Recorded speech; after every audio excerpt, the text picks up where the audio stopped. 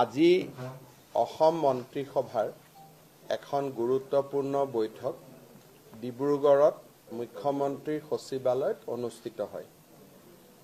বহুকেইজন মন্ত্ৰী গুৱাহাটীৰ মুখ্যমন্ত্ৰীৰ কাৰ্যালয়ৰ পৰা সংলগ্ন হয় আৰু কেইবাগৰাকী মন্ত্ৰী ডিব্ৰুগড়ত উপস্থিত থাকে।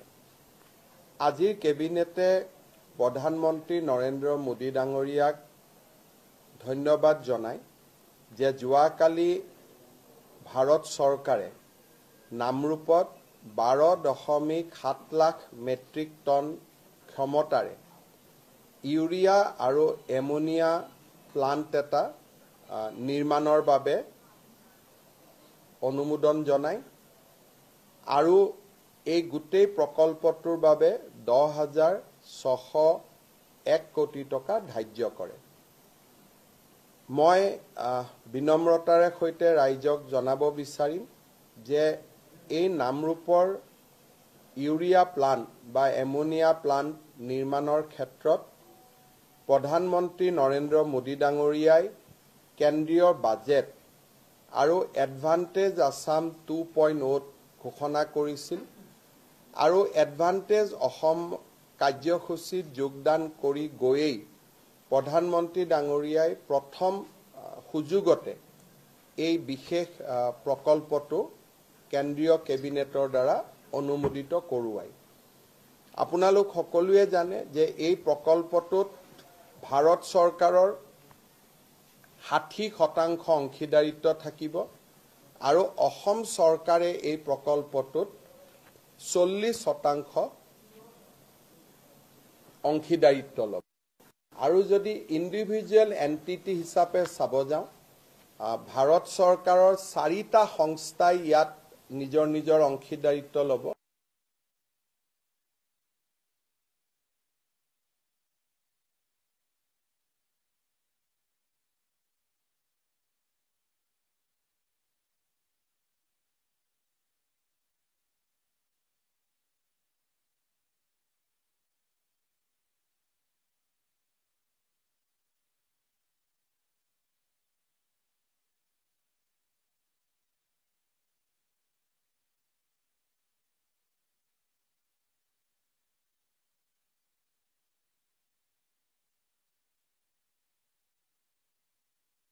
প্ৰয়োজনীয় যিখিনি কাম কাজ কৰিব লাগে সেইখিনি আমি সমাপন কৰিবলৈ চেষ্টা কৰিম।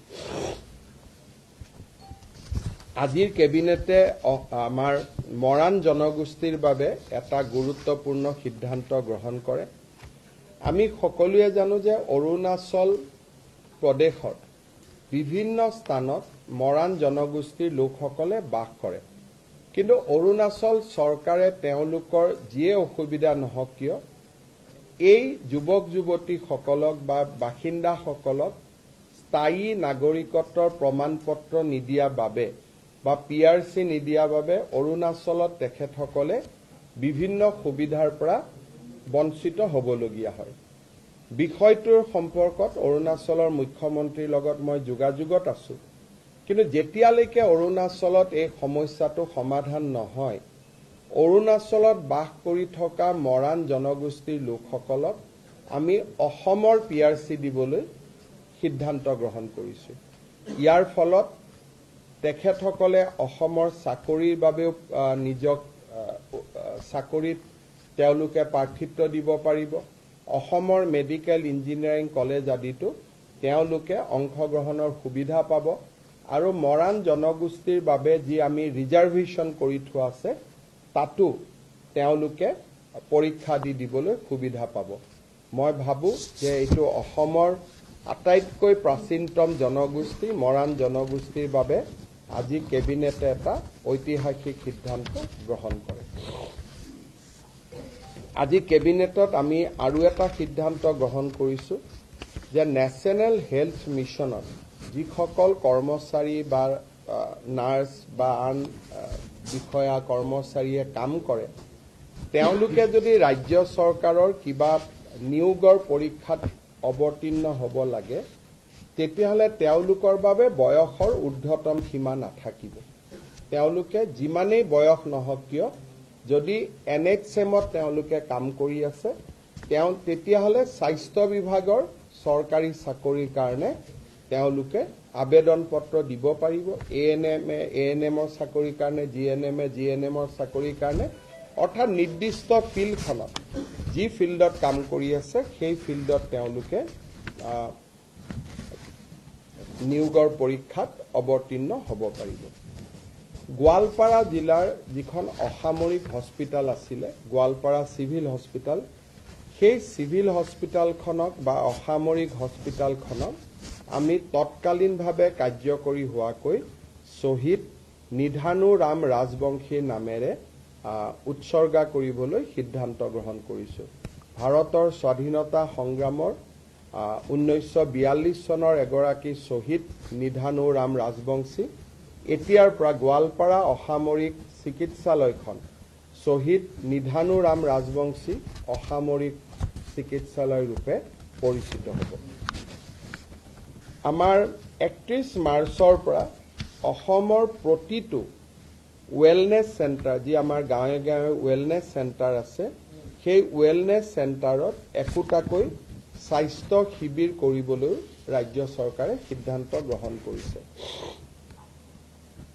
স্কুলসমূহৰ এমালগেমেশ্যনৰ কাৰণে পৰিত্যক্ত বিদ্যালয়সমূহক যিকোনো চৰকাৰী কামত যাতে আমি ব্যৱহাৰ কৰিব পাৰো তাৰ বাবে বহু দিনৰ পৰা এটা চিন্তা চৰ্চা চলি আছিল আজি কেবিনেটে সিদ্ধান্ত লয় যে যেতিয়া কোনোবা স্কুল এমালগেমেটেড হৈ যাব তেতিয়াহলে সেই মাটি তৎকালীনভাৱে জিলা আয়ুক্তৰ হাতলৈ গুচি যাব শিক্ষা বিভাগৰ পৰা জিলা আয়ুক্তলৈ যাব চৰকাৰী কাম-কাজত জিলা আয়ুক্তই তাক আবণ্টন কৰিব পাৰিব অনা চৰকাৰী কাম-কাজৰ বাবে বা NGO আদিৰ বাবে যদি আবেদন হয় চৰকাৰৰ অনুমোদন লৈ জিলা আয়ুক্তই এনে খালি হৈ থকা বিদ্যালয়সমূহ আবণ্টন কৰিব পাৰিব আজি কেবিনেটত এইটো এটা গুৰুত্বপূৰ্ণ সিদ্ধান্ত লোৱা হয় প্ৰাগজ্যোতিষপুৰ ইউনিভাৰ্চিটি আৰু আমাৰ আউনিআটি বিশ্ববিদ্যালয়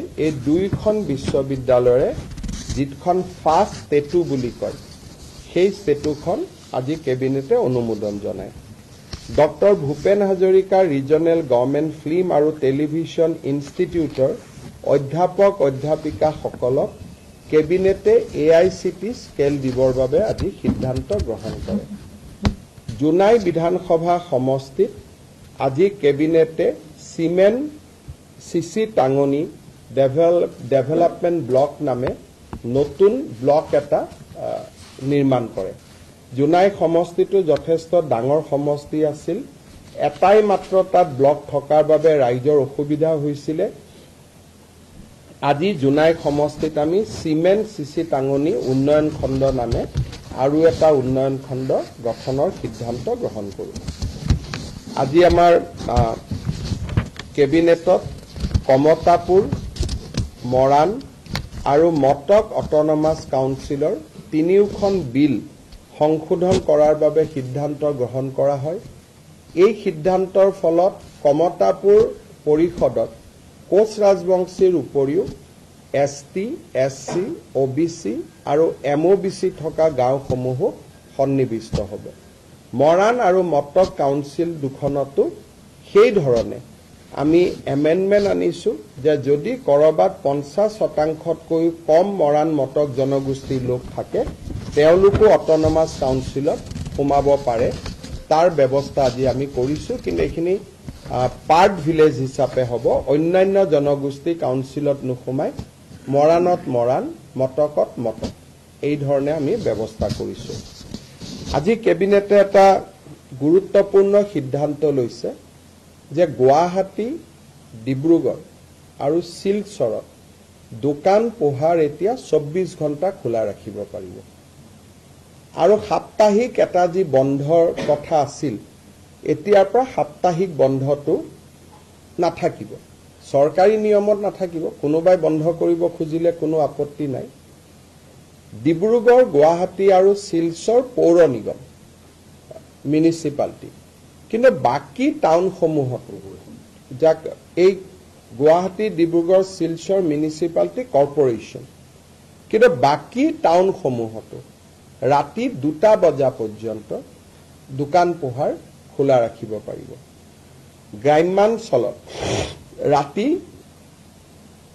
11 বজালৈকে দোকান পোহাৰ খোলা ৰাখিব পাৰিব যাতে আমাৰ ক্ষুদ্ৰ ব্যৱসায়ীসকলৰ উপাৰ্জন বৃদ্ধি হয় তাৰ বাবে আমি এই ব্যৱস্থাটো গ্ৰহণ কৰিছো কিন্তু শ্ৰমিকক বছৰত সপ্তাহত 48 ঘণ্টাতকৈ বেছি কাম কৰাব নোৱাৰিব একেটা ষ্ট্ৰেচত 9 ঘণ্টাতকৈ বেছি কাম কৰাব নোৱাৰিব আৰু শ্ৰমিকক মই 24 ঘণ্টা দোকান খোলা ৰাখিলো তাৰমানে শ্ৰমিকৰ 3টা শিফট কৰিব লাগিব তাৰমানে শ্ৰমিকসকলক কষ্টত দি পেলাই এটো সুবিধা নহয় ইয়াৰ ফলত এমপ্লয়মেন্ট যাতে বৃদ্ধি হয় 9 আৱাৰ্ছৰ কাৰণে যদি দোকানখনে 2টা এমপ্লয়ী ৰাখিছিল এতিয়া 24 ঘণ্টাৰ কাৰণে তেওঁ 2টা 3টা শিফটত আৰু 4জন বেছিকৈ এমপ্লয়ী ল'ব যাতে আমাৰ অসমত নিয়োগৰ সুবিধা হ'ব পাৰে ব্যৱসায় বাণিজ্য ভাল হ'ব পাৰে বিহুৰ বতৰৰ আগত পূজাৰ বতৰৰ আগত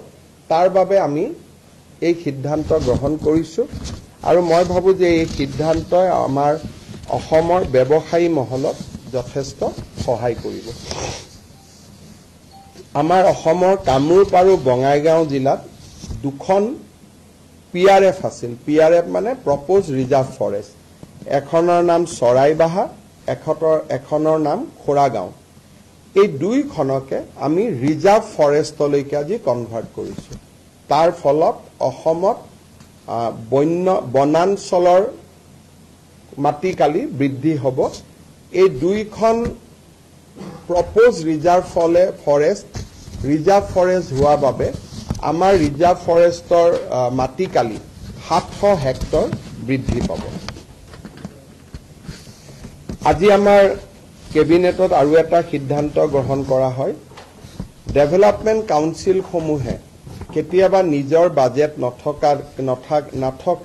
নাথাকিলেও অতিৰিক্তকৈ কিছুমান অৰ্ডাৰ আদি দিয়া দেখা যায় কিছুদিন আগতে তেনেকে সোণোৱাল কছাৰী কাউন্সিলত খেলিমেলি হৈছিল আমৰি কাৰ্বিত খেলিমেলি হৈছিল কাউন্সিলে নিজৰ বাজেটতকৈ বেছি ধনৰ কোনো ঠিকা দিব নোৱাৰিব বুলি আজি কেবিনেটে নিজৰ বিধিখন সংশোধনী কৰে চাহ বাগিচা অঞ্চলত ৰাস্তা বনাবৰ বাবে কেবিনেটে আজি 262 কোটি টকা অনুমোদন জনায় আজি কেবিনেটত আমি আৰু এটা সিদ্ধান্ত গ্ৰহণ কৰো আপোনালোকে জানে যে দীৰ্ঘদিন ধৰি অসমৰ প্ৰাথমিক বিদ্যালয় শিক্ষক সংস্থা আৰু আনসকলে এটা দাবী কৰি আহিছিল যে প্ৰধান শিক্ষকৰ পদ প্ৰাথমিক বিদ্যালয়বিলাকত হ'ব লাগে ইতিমধ্যে আমি এইটো সিদ্ধান্ত লৈছিলো যে য'ত 150 ছাত্ৰ ছাত্ৰী আছে তাতে প্ৰধান শিক্ষক পদ আমি সৃষ্টি কৰিম তাৰ পিছত আমি সিদ্ধান্ত ললো যে 100 যদি ছাত্ৰ ছাত্ৰী আছে তাতো আমি এটা প্ৰধান শিক্ষকৰ পদ সৃষ্টি কৰিম এই প্ৰক্ৰিয়া ইতিমধ্যে আৰম্ভ হৈছে কিন্তু আজি আমি কেবিনেটত এটা খুব ইম্পৰ্টেন্ট সিদ্ধান্ত লৈছো যে যদি কোনোবা স্কুলত 50 জন ছাত্ৰ ছাত্ৰী আছে 50 টোটাল যদি ষ্টুডেন্ট আছে এলপি স্কুলত এটো ইউপি আৰু হাই স্কুলক লৈ এটো সমস্যা নাই এটো অকল এলপি স্কুলক লৈ সমস্যা আছিল যদি 50 জন ষ্টুডেন্ট আছে তেতিয়ালে তাত আমি এটা প্ৰধান শিক্ষকৰ পদ সৃষ্টি কৰিম এই সিদ্ধান্তৰ ফলত বহুত দিন ধৰি প্ৰাথমিক শিক্ষক সন্মিলনী বা আন শিক্ষকসকলে কৰি অহা বিভিন্ন তেওঁলোকৰ ক্ষোভ বা প্ৰতিবাদ সামৰণি পৰিব বুলি মই বিশ্বাস কৰো যে এতিয়া 50 জন ছাত্ৰ ছাত্ৰী হলেই এজন প্ৰধান শিক্ষকৰ পদ আমি স্কুলত সৃষ্টি কৰিম আৰু এই প্ৰধান শিক্ষকসকল ডিডিও হ'ব তেওঁলোকৰ বিত্তীয় আৰু প্ৰশাসনিক ক্ষমতাও থাকিব এতিয়া মই আপোনালোকৰ এটা বিশেষ ইতিহাসৰ পৃষ্ঠালৈ আপোনালোকৰ ধ্যান আকৰ্ষণ কৰিব খুজিম অসমৰ প্ৰথম গৰাকী অকংগ্ৰেছী মুখ্যমন্ত্ৰী শ্ৰী গোলাপ বৰবৰাৰ জন্ম শতবাৰ্ষিকী 29 আগষ্ট 2025 পৰা আৰম্ভ হ'ব অসমৰ ৰাজনীতিত আৰু আমাৰ জাতীয় জীৱনত প্ৰয়াত গোলাপ বৰবৰাৰ এক সাগৰ সমান বৰঙণি আছে। আমি সকলোৱে জানো যে 1968 চনৰ পৰা 1974 চনলৈ তেখেত ৰাজ্যসভাৰ সাংসদ আছিল। জৰুৰী অৱস্থাৰ সময়ত কংগ্ৰেছে তেখেতক কাৰাগাৰত নিক্ষেপ কৰিছিল। 1978 চনৰ 12 মাৰ্চ তাৰিখে অসমৰ 6জন মুখ্যমন্ত্ৰী হিচাপে তেওঁ দায়িত্ব গ্ৰহণ কৰিছিল। তেখেতৰ নেতৃত্বত 10 বিঘা মাটি পৰ্যন্ত খেতিয়কৰ খেতিৰ খাজানা মাফ হৈছিল। 10ম শ্ৰেণী পৰ্যন্ত সকলো বিদ্যালয়ৰ মাচুল মাফ কৰি দিয়া হৈছিল। চিকিৎসালয়ত গভৰ্ণমেণ্ট চিকিৎসালয়ত মাচুল নোহোৱাকৈ ৰোগী চোৱাৰ ব্যৱস্থা তেওঁৰ দিনতে আৰম্ভ হৈছিল। দয়াং বনাঞ্চলত থলুৱা লোকৰ মাটি সংৰক্ষণৰ বাবে তেখেতে কাম কৰিছিল আৰু এই ধৰণে তেখেতে বহুবিলাক আনকি অসমত ক্ষুদ্ৰ চাহ বাগিচা নিৰ্মাণৰ কামতো তেখেতে এক বিশাল বৰঙণি আগবঢ়াইছিল। ৰাজ্য চৰকাৰে গোলাপ বৰবৰা ডাঙৰীয়াৰ জন্ম শতবাৰ্ষিকী গাম্ভীৰ্যপূৰ্ণভাৱে এটা বছৰ পালন কৰিবলৈ সিদ্ধান্ত লৈছে। 29 আগষ্ট 2025 পৰা আৰম্ভ হ'বলগীয়া এই জন্ম শতবাৰ্ষিকীত আমি কেনেদৰে পালন কৰিম তাৰ বিষয়ে নিৰ্ধাৰণ কৰিবলৈ মন্ত্ৰী ৰঞ্জিত কুমাৰ দাস, ডক্টৰ ৰনোজ পেগু আৰু অজন্তা নেওগৰ নেতৃত্বত এখন কেবিনেট সাব কমিটি গঠন কৰা হৈছে আৰু এই কেবিনেট সাব কমিটিখনে প্ৰয়াত গোলাপ বৰবৰাৰ পৰিয়াল আৰু তেওঁৰ সান্নিধ্য লাভ কৰা ব্যক্তিসকলৰ লগত আলাপ আলোচনা কৰি এটা বছৰজোৰা পৰিকল্পনা প্ৰস্তুত কৰিব যাতে গোলাপ বৰবৰাৰ আদৰ্শক আমি অসমৰ নতুন প্ৰজন্মৰ মাজলৈ লৈ যাব পাৰোঁ।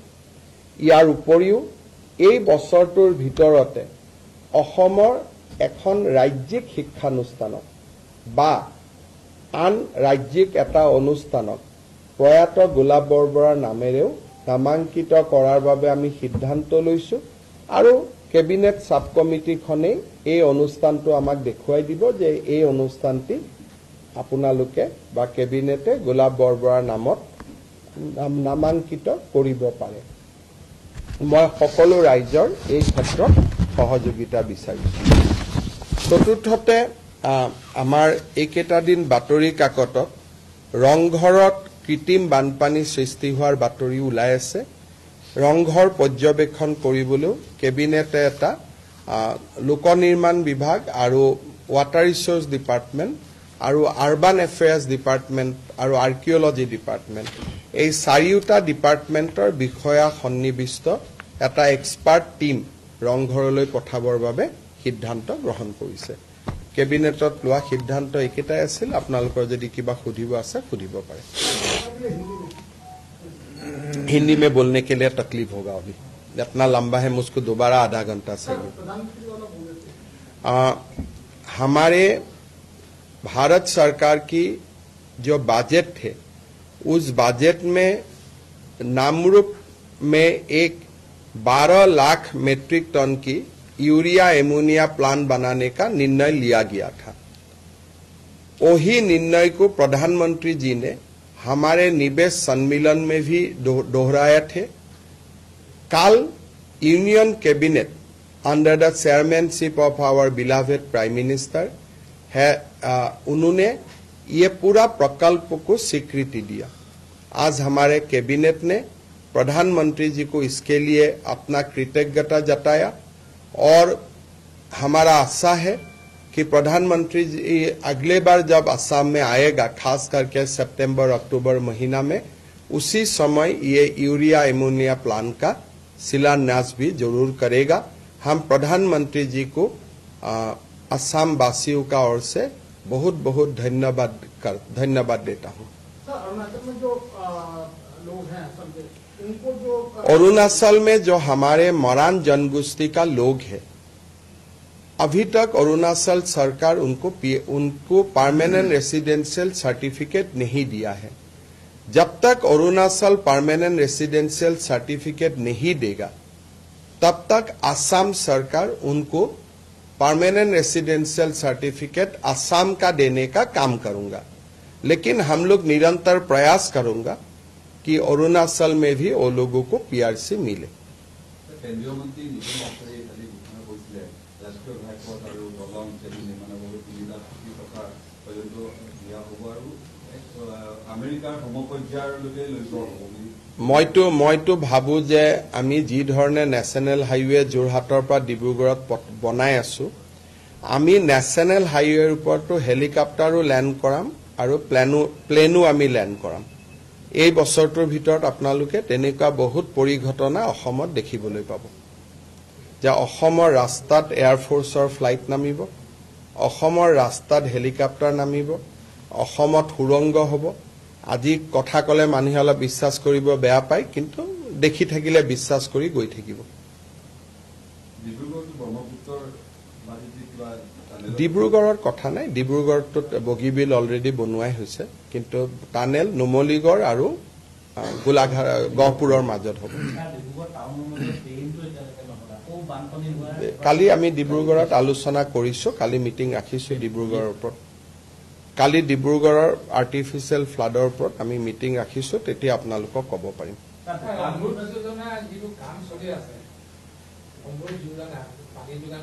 মন্ত্ৰীসকল আছে, সুধি ল'ব, মোৰ ইমান কথা মনত নাথাকে। আমাৰ গুৱাহাটীতো মানুহে কয়, কিন্তু ৰাস্তা বেয়া নকৰাকৈ পানীৰ পাইপ কেনেকে ফুটিব, তেনেকুৱাতো টেকনলজি ক'তো নাই। পানী যদি লাগে, এই গোটেই ঘটনাবোৰ যেনেকে সন্তান এটা মাতৃৰ গৰ্ভত নথকাকৈ প্ৰসৱ হ'বই নোৱাৰে আৰু মাতৃয়ে প্ৰসৱ বেদনা পাবই লাগিব, সেই ধৰণে বিকাশৰ আগত এটা প্ৰসৱ বেদনা মানুহে পায়, আৰু সেই প্ৰসৱ বেদনাখিনি যোনে গ্ৰহণ কৰে তাৰ বিকাশ হয়, আৰু যাৰ প্ৰসৱ বেদনাখিনি গ্ৰহণ কৰিব নোৱাৰে সেই জাগাত বিকাশ নহয়। গতিকে তাৰ কোনো উপায় নাই। যদি আপোনালোকক পানী লাগে, ৰাস্তা খান্দিবই লাগিব। ৰাস্তা লগে লগে এখন অসমে হয়, আৰু লগে লগে ক'ত হ'ব আৰু। আমাৰ এটা স্পীড আছে। আপুনি খান্দাৰ লগে লগে যদি কৰিব যায়, কালি পৰহি আপোনালোকে নিউজ কৰিব যে গভৰ্ণমেণ্টে ক'ৰ পৰা কণ্ট্ৰেক্টৰ আনিলে, নিশাৰ ভিতৰতে ঠিকাদাৰ নিযুক্তি, নিশাৰ ভিতৰতে লুণ্ঠন। আমি চব কৰিব পাৰো, আপোনালোকৰ হেডলাইন বিলাকে আমাক বান্ধি ৰাখে নহয়। কামটোতো চলি আছে, মই কালিও চাব যাম। 5000 এইখনতো প্ৰায় ৰেডিয়ে হৈ যাব, কিন্তু মই অলপ চেষ্টা কৰিছো যাতে অলপ গোটেইখন ঘেৰাও কৰি হ'ব পাৰে।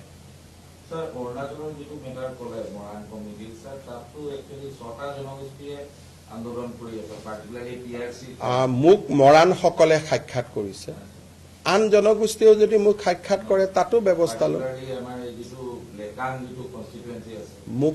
মোক এতিয়ালৈকে মৰাণসকলে সাক্ষাৎ কৰিছে, স্মাৰক পত্ৰ দিছে, মই কৰি দিছো। আৰু যদি কাৰোবাৰ পেটত ভোক আছে আমাক ক'ব, কিন্তু অৰুণাচলৰ আন্দোলনটোৰ সংজ্ঞাটো অসম চৰকাৰে ল'ব নোৱাৰে। কিন্তু অসমৰ যদি কোনোবা কমিউনিটি তাৰ কাৰণে এফেক্টেড হৈছে, যিহেতু আমি আনডিভাইডেড উত্তৰ পূৰ্বাঞ্চল আছিলো, কোনোবা নৃগোষ্ঠী যদি এফেক্টেড হৈছে, মোক স্মাৰক পত্ৰ দিলে মই বিবেচনা কৰিম। মৰাণসকলে মোক স্মাৰক পত্ৰ দিছিলে কাৰণে বিষয়টো বিবেচনা কৰা হৈছে।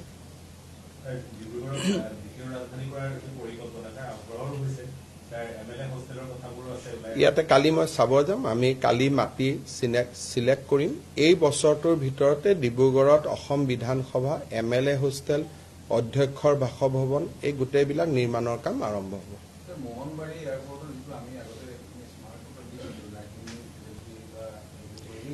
নাইট লেণ্ডিং ফেচিলিটিটো অলপমান কিবা CISFৰ ফালৰ পৰা দিগদাৰী হৈ আছে, মই এবাৰ চাব লাগিব। আপোনালোকে সৰ্বাধিকো ক'ব বিষয়টো, কাৰণ গোটেইটো চেণ্ট্ৰেল গভৰ্ণমেণ্টৰে, তেওঁক এবাৰ মনত পেলাই দিব, ময়ো মনত পেলাই দিম। দোকানেতো ৱাইন শ্বপো হয়, কিন্তু ৱাইন শ্বপখিনি আমি পুৰা 24 ঘণ্টা খুলিব নিদিওঁ। ৱাইন শ্বপখিনি অলপ আগতীয়াকৈ বন্ধ কৰি দিওঁ। ৱাইন শ্বপখিনি 2টামান বজালৈকে, এতিয়া 12টালৈকে চলে, তেওঁলোকক পুৰা গোটেই ৰাতি নিদিওঁ, তেওঁলোকক অলপ কমাই দিম। নহ'লে এমপ্লয়মেণ্ট নহ'ব, সেইকাৰণে। কিন্তু ৱাইন শ্বপখিনি গোটেই ৰাতি দিলে অলপ বেয়া হ'ব, সেইকাৰণে সেইটো এতিয়া ৱাইন শ্বপখিনি 12টাত হয়, গুৱাহাটীত 2টালৈকে কৰি দিম, বাকী জেগাত 12টাই থাকিব। বাকী ডিব্ৰুগড় শিলচৰ আদিত ৱাইন শ্বপটো বঢ়াই নিদিওঁ কষ্ট হ'ব কিন্তু গুৱাহাটীততো 24 ঘণ্টা প্লেন ৰেল আহি থাকে গতিকে গুৱাহাটীতো 2টা বজালৈকে দিম বাকী ৱাইন শ্বপখিনি যেনেকৈ আগত আছিল তেনেকৈ থাকিব ৱাইন শ্বপখিনি আমি বঢ়াই দিয়াৰ কথাটো চিন্তা কৰা নাই পিছত যদি কোনোবাই দাবী কৰে ৰাইজে কয় বেলেগ কথা কিন্তু আজিৰ মুহূৰ্তত আমি এইটো নৰ্মেল শ্বপছ এণ্ড এষ্টাব্লিছমেণ্টৰ কাৰণে কৈছোঁ 1.5 লাখ টকাকৈ আমি দিম প্ৰত্যেকবাৰে দিওঁ এইবাৰো দিম হ'ব